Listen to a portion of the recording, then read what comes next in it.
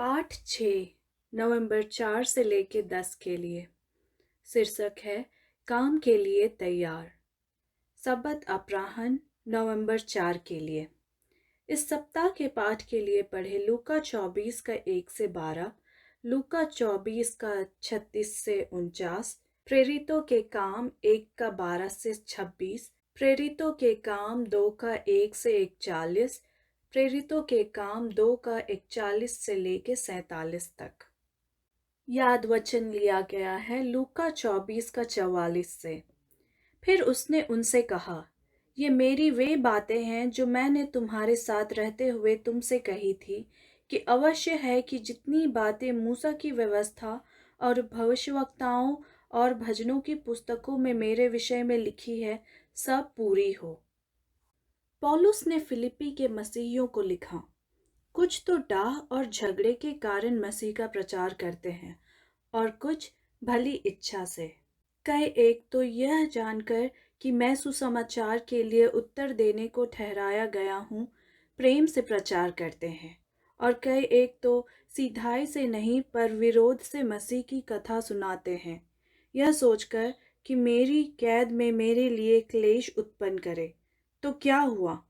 केवल यह कि हर प्रकार से, चाहे बहाने से चाहे सच्चाई से, मसीह की कथा सुनाई जाती है, और मैं इससे आनंदित हूँ और आनंदित रहूंगा भी। फिलिपियों 1 का 15 से 18। सशक्त वचन। पौलुस को केवल इस बात की परवाह थी कि लोग खुशखबरी का प्रचार करें। साथ ही यीशु के बारे में प्रचार करने के हमारे कारण महत्वपूर्ण हो। हमें खुशखबरी का प्रचार करना चाहिए और परमेश्वर का काम करना चाहिए, क्योंकि हम परमेश्वर और उसकी सच्चाई से प्यार करते हैं। यीशु के बारे में प्रचार करने के हमारे कुछ कारण क्या हैं? साथ ही ऐसे कौन से तरीके हैं जिनसे हम संदेश का प्रचार करने के लिए तैयार हो सकते हैं? इन सवालों का जवाब देने में हमारी मदद के लिए हम नए नियम के समय में चर्च में हुई कुछ चीज़ों पर नज़र डालेंगे। रविवार नवंबर 5 के लिए। सुसमाचार प्रचार के लिए लूका 24 का 1 से 12 पढ़े। जब कुछ लोगों ने सुना कि यीशु मृतकों में से जाग उठा है, तो उन्होंने क्या किया? उत्तर के लिए लूका 24 का 1 से 12 पढ़े। रविवार की सुबह कुछ स्त्रियां उस कब्र पर गई जहां यीशु को मरने के बाद दफनाया गया था। स्त्रियों के पास मसाले थे। साबत का दिन समाप्त होने के बाद स्त्रियां यीशु के शरीर की देखभाल करने के लिए जा रही थी। स्त्रियों को उम्मीद थी कि यीशु की कब्र बंद होगी। वे यह देखकर आश्चर्यचकित रह गए कि उसकी कब्र खाली थी। स्त्रियां निश्चित नहीं थी कि क्या करें। तभी उन्होंने चमकते कपड़े पहने दो आदमियों को देखा और डर गए। उन लोगों के पास उनके लिए एक संदेश था। उन लोगों ने स्त्रियों से कहा कि वे मृतकों में से जी उठने के बारे में यीशु के शब्दों को याद रखें। यीशु वैसे ही जी उठा जैसा उसने कहा था। यह खबर सुनकर स्त्रियां खुशी से झूम उठी। वे जल्दी से उस स्थान पर वापस चले गए जहां यीशु के अन्य अनुयायी रुके थे। स्त्रियों ने यीशु के अनुयायियों को वह सब बताया जो उन्होंने देखा और सुना। स्त्रियां बहुत उत्साहित थी। वे यीशु के बारे में जो कुछ देखा, सुना, सीखा, उसे लोगों के साथ साझा करना चाहते थे। क्या आप अपने मन में कल्पना कर सकते हैं कि स्त्रियों को कैसा महसूस हुआ होगा? स्त्रियों को अद्भुत अनुभव हुआ, लेकिन यीशु के अनुयायियों ने कहा कि स्त्रियां कहानियां बना रही थी। पुरुषों ने रिपोर्ट पर विश्वास करने से इनकार कर दिया। पतरस को भी स्त्रियों की कहानी पर संदेह था। वह स्वयं देखने के लिए यीशु की कब्र की ओर भागा कि क्या हुआ था। हम में से बहुत से लोग पतरस के समान हैं। कोई हमें जो कुछ बताता है उसे स्वीकार करने में हमें तब तक कठिनाई होती है जब तक कि हम स्वयं जांच ना कर ले। पतरस ने सुना कि स्त्रियों ने क्या कहा, लेकिन वह बाद तक उनकी खुशी साझा नहीं कर सका। सबसे पहले पतरस ने जो कुछ देखा वह एक खाली कब्र थी। फिर वह जो कुछ हुआ था उससे आश्चर्यचकित होकर चला गया। लूका 24 का 12। कब्र पर उसका अनुभव वही अनुभव नहीं था जो स्त्रियों को हुआ था। जैसे ही स्त्रियों ने यीशु के बारे में खबर सुनी, वे अपनी खुशी और अद्भुत खबर अन्य लोगों के साथ साझा करना चाहती थी। हमें अन्य लोगों को भी यह बताना चाहिए कि यीशु ने हमारे लिए क्या किया है। परमेश्वर का कार्य करने के लिए हमारे पास इससे बेहतर कारण क्या है? निसंदेह यीशु के बारे में अन्य लोगों के साथ सुसमाचार साझा करने से पहले हमें ईश्वर के साथ एक व्यक्तिगत अनुभव की आवश्यकता है। यीशु के प्रति हमारा प्रेम परमेश्वर के प्रति हमारे कार्य का एक महत्वपूर्ण हिस्सा होना चाहिए। अंततः हम वह अन्य लोगों के साथ साझा नहीं कर सकते जो हमारे पास नहीं है। परमेश्वर और उसके प्रेम के बारे में आपके कुछ अनुभव क्या है? ये समय आपके लिए इतना कीमती क्यों है? वे अन्य लोगों के साथ खुशखबरी साझा करने में आपकी मदद कैसे करते हैं? सोमवार नवंबर 6 के लिए हमारे विश्वास और हमारे कार्य के कारण। लूका 24:36 से 49। लूका 24:36 से 49 पढ़े। इन आयतों में हम क्या पाते हैं? यीशु के अनुयायियों के लिए यह अनुभव इतना महत्वपूर्ण क्यों है? सबसे पहले, यीशु के अनुयायियों को विश्वास नहीं हुआ कि वह जीवित है। जब वे यीशु को देखते हैं तो वे भय से भर जाते हैं। वे सोचते हैं कि यीशु एक भूत है। तब यीशु के अनुयायी देखते हैं कि वह वास्तव में जीवित है। अब वे जो देखते हैं उस पर विश्वास नहीं कर सकते क्योंकि वे बहुत खुश हैं। लूका 24:41। क्या आपने कभी महसूस किया है कि कोई चीज़ वास्तविक होने के लिए बहुत अद्भुत थी? यह भावना हमें यह समझने में मदद करती है कि यीशु के अनुयायियों ने ऊपरी कमरे में क्या महसूस किया था। क्या होगा यदि यीशु ने अपने अनुयायियों को केवल उसे देखने के अनुभव के साथ छोड़ दिया? उसके चले जाने के बाद उनके विश्वास का क्या होगा? शायद उनका विश्वास मर जाएगा। समय के साथ अनुभव हमारे दिमाग में कमज़ोर हो सकता है, या शायद यीशु के अनुयायी भूलने लगेंगे। इससे भी बदतर, शायद वे सवाल करना शुरू कर देंगे कि उन्होंने वास्तव में क्या देखा। इसलिए यीशु ने अपने अनुयायियों को अपने घाव दिखाने और उनके सामने मछली खाने से कहीं अधिक किया। यीशु ने अपने अनुयायियों को बाइबल का अध्ययन कराया। उसने अपने अनुयायियों को पृथ्वी पर अपने कार्य और स्वर्ग में अपने भविष्य के कार्य के लिए बाइबल प्रमाण दिखाए। निश्चित रूप से चेलों को यीशु के साथ एक सशक्त अनुभव हुआ, लेकिन यीशु उन्हें उनके विश्वास के लिए बाइबल से कारण बताना चाहता था। यीशु ने उनसे कहा, ये मेरी वे बातें हैं जो मैंने तुम्हारे साथ रहते हुए तुमसे कही थी, कि अवश्य है कि जितनी बातें मूसा की व्यवस्था और भविष्यवक्ताओं और भजनों की पुस्तकों में मेरे विषय में लिखी है, सब पूरी हो। लूका 24:44।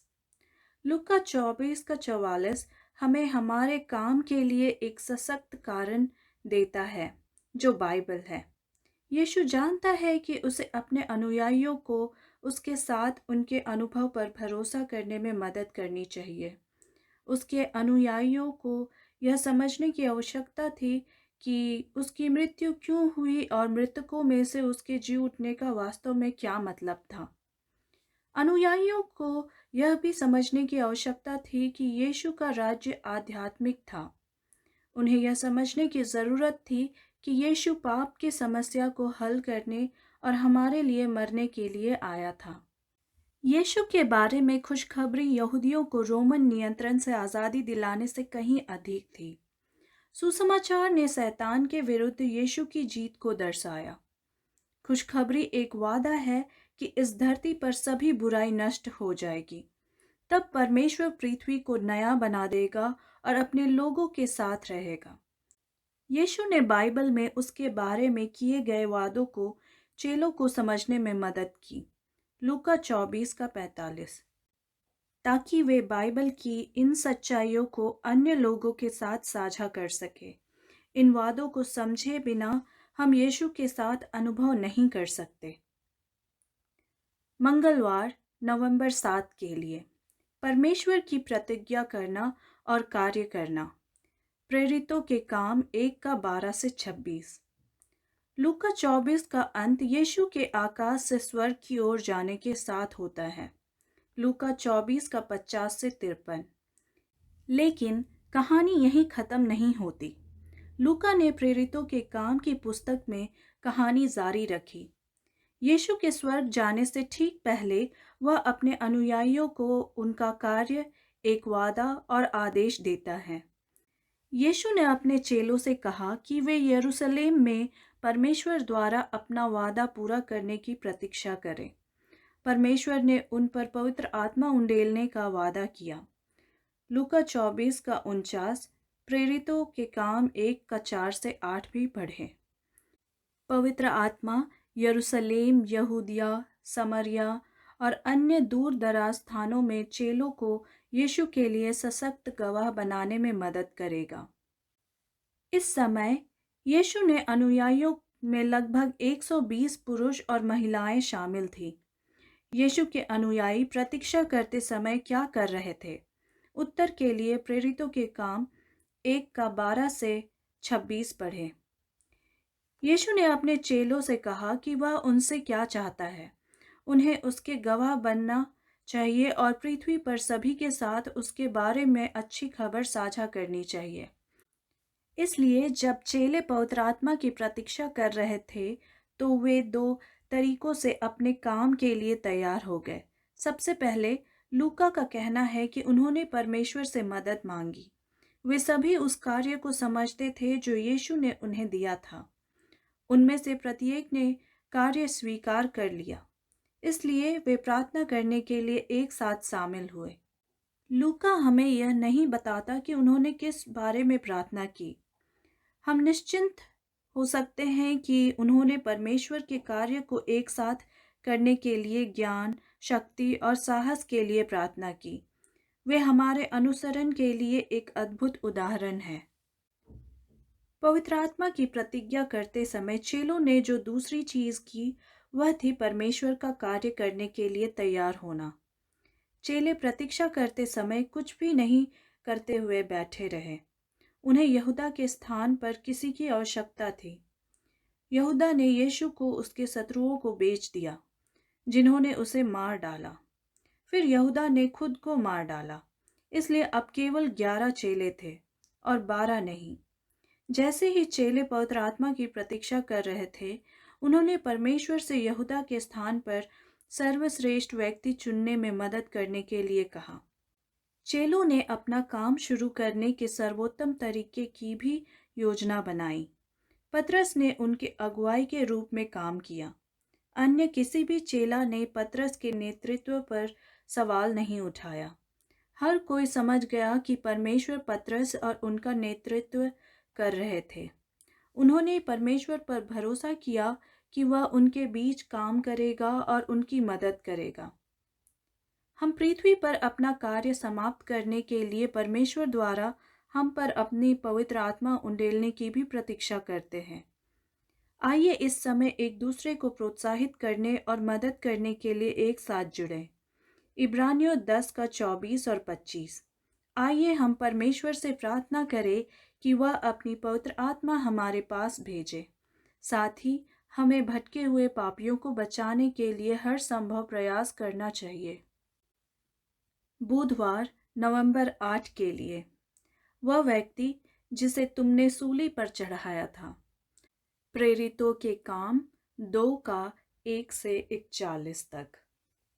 प्रेरितों के काम 2 हमें बताता है कि पेंतकुस्त में क्या हुआ था।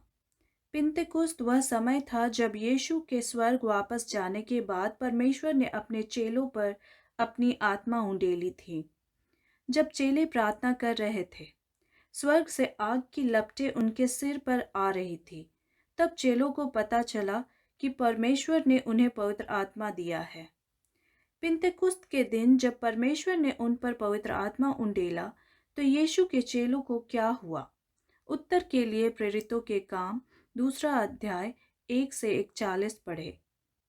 यीशु के चेले अन्य भाषाएं बोलने लगे। वे सब पवित्र आत्मा से भर गए और जिस प्रकार आत्मा ने उन्हें बोलने की सामर्थ्य दी, वे अन्य अन्य भाषा बोलने लगे। प्रेरितों के काम 2:4।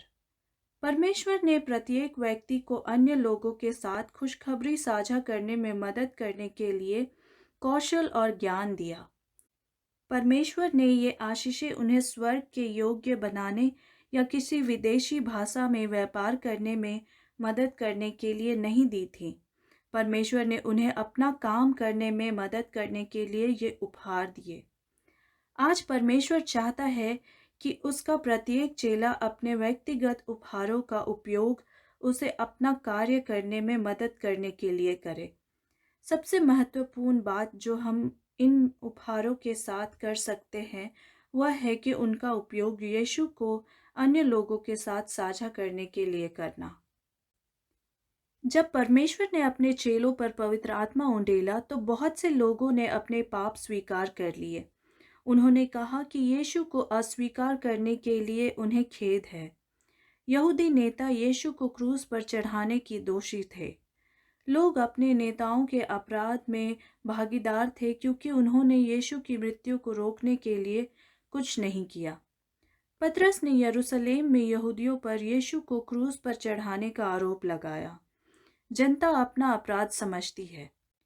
पतरस ने जो कहा उसे सुनकर लोगों का हृदय कट गया। वे जानते थे कि उन्होंने गलत किया है। उन्होंने पतरस और बाकी प्रेरितों से कहा, भाइयों हमें क्या करना चाहिए? प्रेरितों के काम 2:37। पतरस ने उनसे कहा, अपने हृदय और जीवन को बदलो और तुम में से हर एक यीशु मसीह के नाम से बपतिस्मा ले। तब परमेश्वर तुम्हारे पाप क्षमा करेगा और तुम पवित्र आत्मा का उपहार पाओगे। प्रेरितों के काम 2:38। यीशु के चेलों ने पवित्र आत्मा और एक दूसरे के साथ काम किया। साथ में उन्होंने खुशखबरी का प्रचार किया कि यीशु पापों को क्षमा करता है और हमें पाप के खिलाफ युद्ध जीतने की ताकत देता है। आज परमेश्वर हमसे इसी संदेश को भटके हुए पापियों के साथ साझा करने के लिए कहता है। हमें उन्हें विचार नहीं करना चाहिए, वह हमारा काम नहीं है। हमें उन्हें यीशु के उद्धार करने वाली शक्ति के बारे में बताना चाहिए। बृहस्पतिवार नवंबर 9 के लिए बाइबल के समय में कलीसिया की एक तस्वीर। प्रेरितों के काम 2:41 से 47 पढ़े। प्रेरितों के काम 2:41 से 47 पढ़े। ये पद हमें न्यू टेस्टामेंट चर्च की कौन सी तस्वीर दिखाते हैं? प्रेरितों के काम 2 अध्याय नए नियम की कलीसिया में जीवन की एक सुंदर तस्वीर के साथ समाप्त होता है। प्रेरितों के काम 2:41 कहता है, तब जिन लोगों ने पतरस की बात मान ली उन्होंने बपतिस्मा लिया। उस दिन विश्वासियों अनुयायियों की संख्या में लगभग 3000 लोग जुड़ गए। यह पद हमें न केवल कलीसिया की सदस्यता के बारे में बताता है बल्कि यह भी कि यह कितनी बड़ी है। इस पद में शब्दों का गहरा और छिपा हुआ अर्थ है। नए सदस्य यीशु के चेलों के साथ पूर्ण भागीदार बन गए। कलीसिया का सबसे महत्वपूर्ण काम यीशु के लिए नए चेले बनाना था। यीशु के चेलों ने नए सदस्यों को 3 तरीकों से सिखाया। सबसे पहले यीशु के चेले उन्हें बाइबल की सच्चाई सिखाते रहे और उनके साथ संगति करते रहे। प्रेरितों के काम 2:41 में सहभागिता फेलोशिप शब्द का अर्थ पूर्ण साझेदारी है। इसलिए यीशु के चेलों ने परमेश्वर की सेवा करने के लिए कलीसिया के नए सदस्यों के साथ मिलकर पूरी तरह से काम किया। यीशु के 12 चेलों ने झूठी मान्यताओं को सुधारने में मदद की और नए सदस्यों को उनके अनुभवों को समझने में मदद की। नए सदस्यों ने बाइबल की सच्चाई को जीना सीखा क्योंकि उन्होंने देखा कि यीशु के चेले अपना जीवन कैसे जीते थे। हमें लोगों को यह उपदेश नहीं देना चाहिए कि क्या करना है यदि हम उन्हें यह भी नहीं बताते कि यह कैसे करना है। सबसे अच्छा उपदेश वह तरीका है जिससे हम अपना जीवन जीते हैं। जब हम देखते हैं कि यीशु के वफादार अनुयायी कैसे रहते हैं, तो हम यह भी सीखते हैं कि यीशु के लिए कैसे जीना है।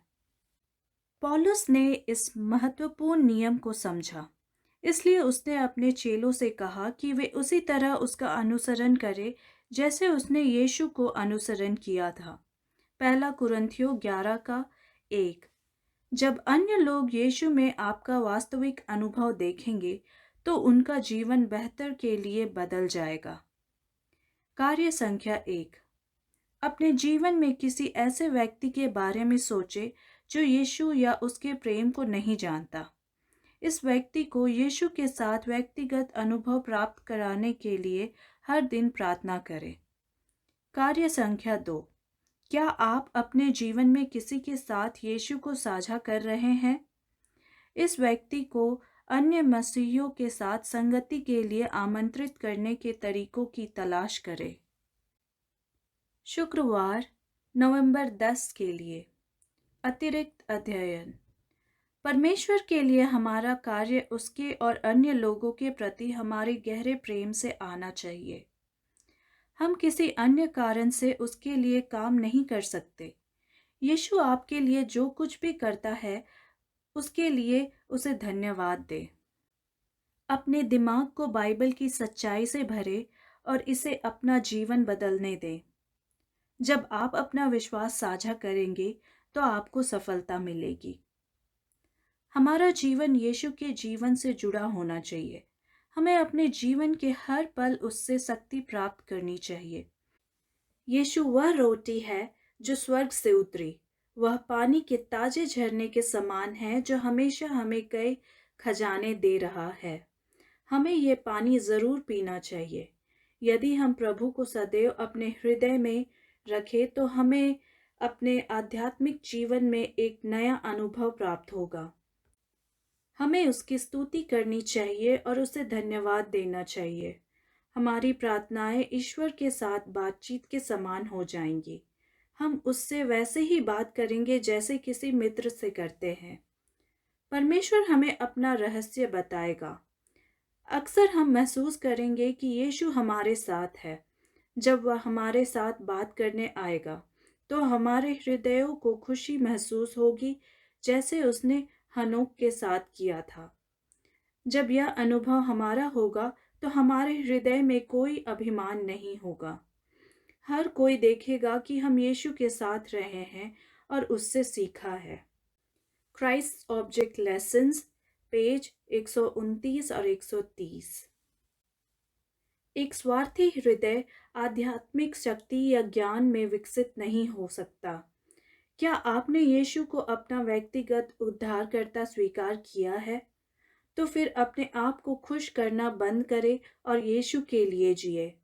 अन्य लोगों की सहायता करें। यीशु के प्रेम के बारे में बात करें।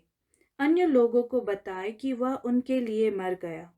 यीशु की आत्मा निस्वार्थ प्रेम की आत्मा है। जैसे जैसे आप अन्य लोगों की मदद करने के लिए काम करेंगे, आप बढ़ेंगे और आपका दिल यीशु के प्यार से भर जाएगा। आपका विश्वास मजबूत होगा। आपकी मान्यताएं भी वैसे ही होंगी। ईश्वर अपने और अन्य लोगों के प्रति आपके प्रेम को परिपूर्ण बनाएगा। क्राइस्ट ऑब्जेक्ट लेसन्स, पेज 67 और 68। चर्चागत प्रश्न। पहला, आप फिलिपियो 1 का 15 से 18 में पौलुस के शब्दों को कैसे समझते हैं? पौलुस कहता है कि कुछ लोग अपने दिलों में ईर्ष्या, क्रोध या स्वार्थी भावनाओं के साथ यीशु के बारे में प्रचार करते हैं। हम यह कैसे सुनिश्चित कर सकते हैं कि हम वही काम करने के दोषी नहीं हैं? दूसरा, परमेश्वर और उसके प्रेम के साथ आपका व्यक्तिगत अनुभव क्या है? यदि आपको ईश्वर के प्रेम के बारे में अपनी कहानी अन्य लोगों के साथ साझा करनी हो, तो आपकी कहानी क्या होगी? तीसरा, प्रभु की प्रतीक्षा करने और उसके वादों पर भरोसा करने में आपका अनुभव क्या रहा है? आपके अनुभव ने आपको विश्वास के बारे में क्या सिखाया है? विचार पौलुस के लिए इतना महत्वपूर्ण क्यों है? चौथा, इफिसियों 3 में पौलुस उन बहुत सी बातों की प्रशंसा करता है जो परमेश्वर करता है। आपको परमेश्वर की कौन सी चीज सबसे अच्छी लगती है? धन्यवाद। परमेश्वर आपको आशीष दे।